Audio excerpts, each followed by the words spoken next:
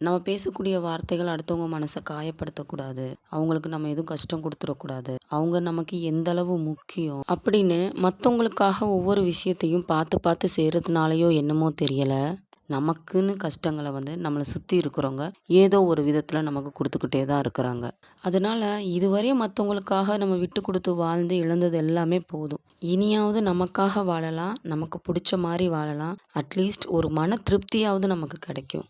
நம்ம இருக்கக்கூடிய இடத்துல நம்மள சுத்தி இருக்கிறவங்களுக்கு நம்மள பிடிக்கணும் அப்படின்ற காரணத்துக்காக, நமக்கு பிடிக்காத விஷயங்கள மத்தவங்களுக்கு பிடிக்குது அப்படின்றதுக்காக செஞ்சு, சுயமரியாதை இழந்து, நம்மளோட சுய அடையாளம் என்ன அப்படின்றதையே மறந்து, அவங்களுக்காகவே ஒரு போலியான முகத்தோட வாழ்றத விட, ஒரு சிலருக்கு பிடிச்சா கூட பரவால்ல அப்படின்னு, நமக்கு பிடிச்ச விஷயங்கள செஞ்சு, தன்மானத்தோட வாழ்றது எவ்வளவோ மேல். நம்ம ஒருத்தர் மேல வச்சிருக்கக்கூடிய அன்ப உள்ளத்தால அவங்க உணராத வரைக்கும், அவங்களுக்காக நம்ம எத செஞ்சாலும் அது அவங்களுக்கு பெருசா தெரியாது. ஏன் இன்னும் சொல்லப்போனா, அவங்களுக்காக உயிர குடுக்க முன் வந்தா கூட அதுல பயனே கிடையாது. அதனால ஒருத்தர் மேல அன்பு வைக்கலாம். ஆனா, அவங்களோட அன்புக்கு நம்ம எப்பயுமே அடிமையா மாறிறக்கூடாது. அவங்க இல்லன்னா வாழவே முடியாது அப்படின்ற எல்லைக்கு போயிறக்கூடாது. நம்மளோட வாழ்க்கையில நமக்குன்னு யாராவது வந்தாலும் சரி, இல்ல நம்ம கூட இருக்கிறவங்க நம்மள விட்டு பிரிஞ்சு போனாலும் சரி, நம்ம நம்மளா இருக்கிற வரைய நமக்கு எந்த அளவுலயும் பாதிப்பு இருக்காது. யாரோட வாழ்க்கையிலயும் யாரும் கடைசி வரைய கூடயே இருப்பாங்க அப்படின்னு சொல்லவே முடியாது.